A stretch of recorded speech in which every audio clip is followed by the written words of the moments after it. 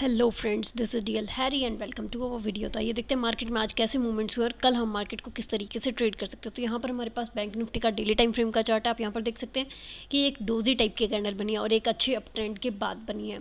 तो यहाँ पर आप देख रहे हैं कि प्राइस जो है अप साइड से भी रिजेक्शन ले चुका है और डाउन साइड से भी रिजेक्शन ले चुका है। 15 मिनट के टाइम फ्रेम में अगर हम देखें तो हमें पता चलेगा कि आज प्राइस ने ट्रेड किस तरीके से किया है। तो 15 मिनट के चार्ट को एक बार देख लेते हैं। यहाँ पर देखिए, मैंने आपको कहा था कि अगर ये इसी जोन में ओपन हो जाता है तो अप साइड में इसके पास 37,000 का टारगेट रहेगा, जहाँ से ये रिजेक्शन लेकर आ सकता है। ठीक वैसा ही हुआ, या उसी जोन में ओपन हुआ, अपसाइड गया, 37,000 के लेवल को टच करके वापस डाउन आया, उसी जोन में आकर फिर से जो 36,800 का लेवल था, यहाँ पर आकर इसने एक बार सस्टेन करने की कोशिश की। अगर आप 5 मिनट के टाइम फ्रेम में जाएंगे तो आप कैंडल को अच्छे से देख पाएंगे। उसके बाद में फिर से इसने डाउन साइड का मूवमेंट कंटिन्यू किया और फिर मैंने आपको कहा था कि ये अगर 36,700 के लेवल को ब्रेक कर देता है तो ये डाउन साइड में 36,500 के लेवल तक आ सकता है। तो आप ये देख सकते हैं कि लो जो लगाया है वो 36,500 के नीचे लगाने की कोशिश की, लेकिन वहीं पर कंसोलिडेट हो गया प्राइस और फिर से अप साइड आकर वापस से हमें क्लोजिंग उसी जोन में दे दिया। तो अब हमारे पास जो कल के लिए सिनेरियो आ रहा है वो ये आ रहा है कि एक तो हमारे पास एक्सपायरी बिल्कुल पास है जो कि मंथली है, तो वहाँ पर हमारे पास कुछ सीन आ सकता है कि अच्छा हमें कुछ मूवमेंट देखने को मिले, या फिर नेक्स्ट मंथ का जैसे ही स्टार्टिंग हो उसी में हम कुछ अच्छा मूवीज़ में देख पाएँ। तो यहाँ पर हम अगर डायरेक्ट अगर हम यहाँ पर ट्रेंड लाइन स्ट्रो करें तो हमारे पास इस तरीके का कुछ फॉर्मेशन आ रहा है जहाँ पर प्राइस एक बार के लिए रुक सकता है। ये देखिए, ये ट्राइंगल है, अगर ये इस ट्राइंगल में ही सस्टेन कर जाता है प्राइस तो हम रुक सकते हैं कि एक बार हम ट्रेड ना लें, बिकॉज हमें अच्छा मोमेंटम नहीं मिलेगा। आप चाहे सेलिंग कर रहे हो, आप चाहे बाइंग कर रहे हो, आपको अच्छे मोमेंटम की ज़रूरत होती है। सेलिंग में आपको टाइम डिके के कारण कुछ मिल जाता है, बट बाइंग में कुछ भी नहीं मिल पाता। यहाँ पर देखिए, ये अपसाइड गया और इस 37,000 के लेवल को टच किया यहाँ पे, फिर ये डाउन साइड आया और जैसे ही इसने इस प्राइस को ब्रेक किया, आप देख सकते हैं कि डाउन साइड में जो हमारे पास 36,500 का जो लेवल था वहाँ तक आया है।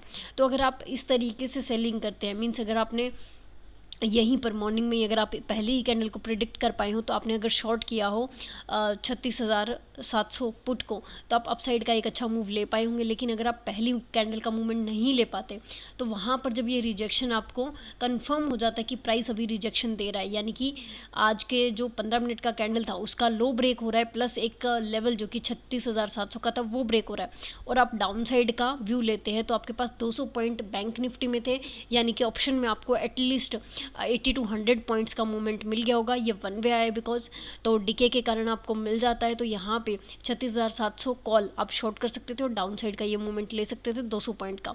कंसोलिडेशन में आपका एसएल हिट नहीं होता, लेकिन आप वहाँ पर अगर एग्जिट कर देते हैं, मान लीजिए आपको 1:2 का टारगेट मिल जाता है, सो बहुत अच्छा रहता है। उसके बाद देखिए कंसोलिडेट हुआ, फिर लास्ट में आकर फिर से एक मोमेंटम आया। मोमेंटम आया है कब? जब इसने 36,700 के लेवल को फिर से क्रॉस करने की कोशिश किया, लेकिन ये अपसाइड में ज़्यादा नहीं गया। तो बाइंग में आपको इतना अच्छा मूवमेंट नहीं मिलेगा, बल्कि सेलिंग में आपको कुछ फिर भी प्रीमियम अच्छा डीके मिल जाता है। तो यहाँ पे अब हम देखते हैं कि कल के लिए क्या पॉसिबिलिटीज हो सकती है। सबसे पहले है कि ये इसी रेंज में ओपन हो और यहीं पे कंसोलिडेट करके फिर हमें ब्रेकआउट दे।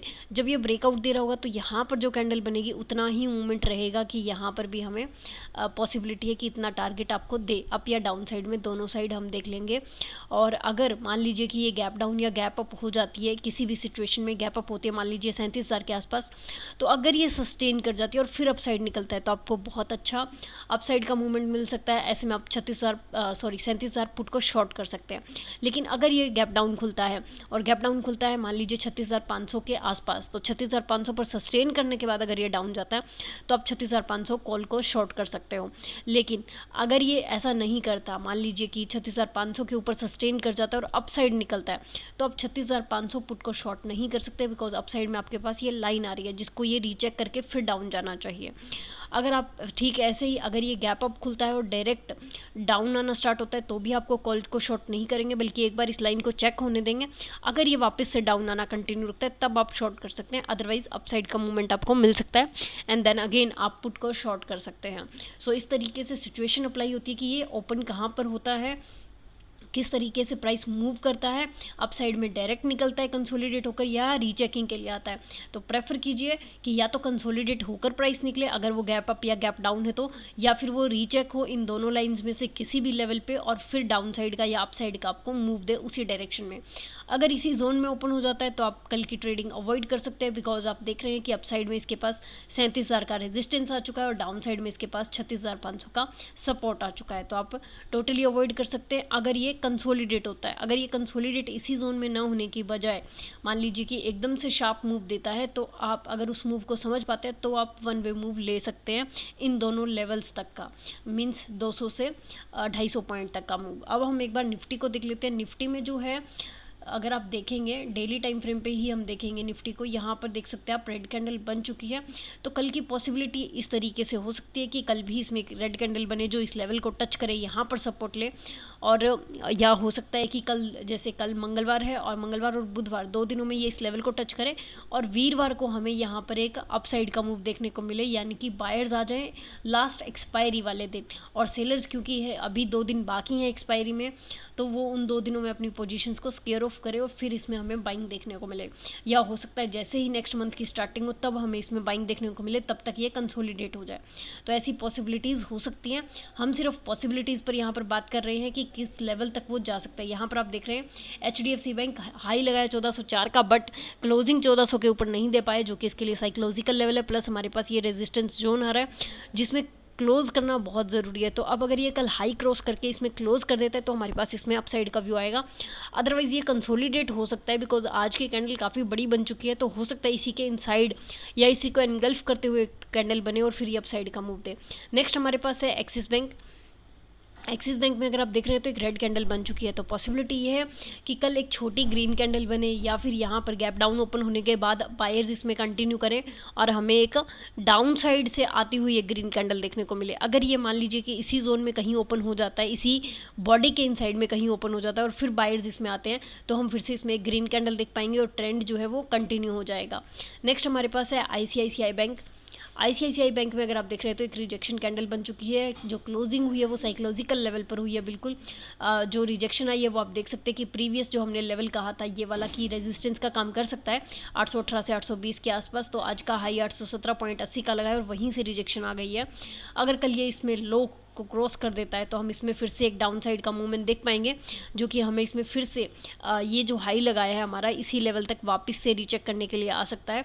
लेकिन अगर कल एक मान लीजिए इसी जोन में ही इसकी ओपनिंग हो जाती है और इसमें बाइंग कंटिन्यू रहती है तो फिर से इसमें एक ग्रीन कैंडल देखने को मिलेगी, और ये जो कैंडल आज बनी है जो कि रिवर्सल का काम कर सकती थी, ये ट्रेंड कंटिन्यूएशन का एक सिग्नल बन जाएगी हमारे लिए। नेक्स्ट हमारे पास है SBIN। SBIN में एक अच्छी बाइंग आ चुकी है। यहाँ पर कल एक रिजेक्शन कैंडल बनी थी लेकिन आज ऐसी बाइंग आ चुकी है। सो सेम सिचुएशन हमारे पास ICICI बैंक में हो सकती है, लेकिन सिर्फ इतना ही फ़र्क है कि यहाँ पर ये जो डोजी टाइप कैंडल बनी है ये ग्रीन कलर की है और वो रेड कलर की है।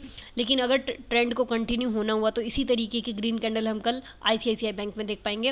और यहाँ पर ये अपने लेवल को टच कर चुका है। अब या तो यहाँ से सेलिंग आ सकती है, मीन सेलर वापस से इसको प्राइस को डाउन साइड लेकर आ सकते हैं एक अच्छे प्रॉफिट बुकिंग के लिए।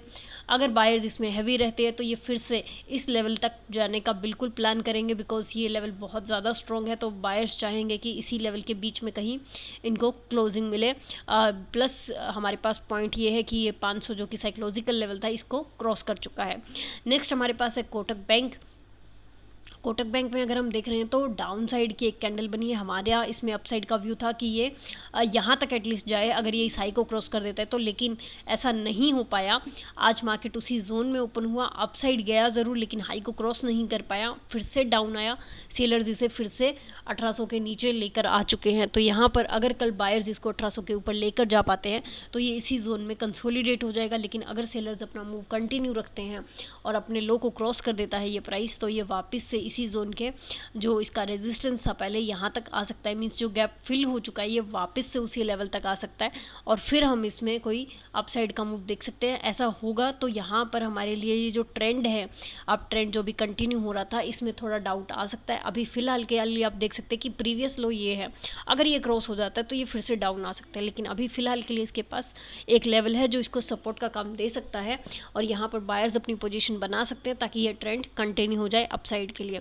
सो हम बैंक निफ्टी का एनालिसिस कर चुके हैं कि किन किन लेवल्स पे आप शॉर्ट कर सकते हैं। आज क्योंकि मार्केट पहले ही उसी जोन में ओपन हुई, एक हाई लगाया, उसके बाद डाउन आकर फिर से उसी जोन में क्लोज हुई है, तो अभी BN का मूवमेंट आप गैस नहीं कर सकते कि BN किस साइड जाएगा। 37,000 हो सकता है इसके लिए एक बहुत अच्छा रेजिस्टेंस लेवल बन जाए, बट इसको अगर क्रॉस कर देता है तो आप देख रहे हैं ये वाला गैप जो है अभी तक फिल नहीं हुआ है।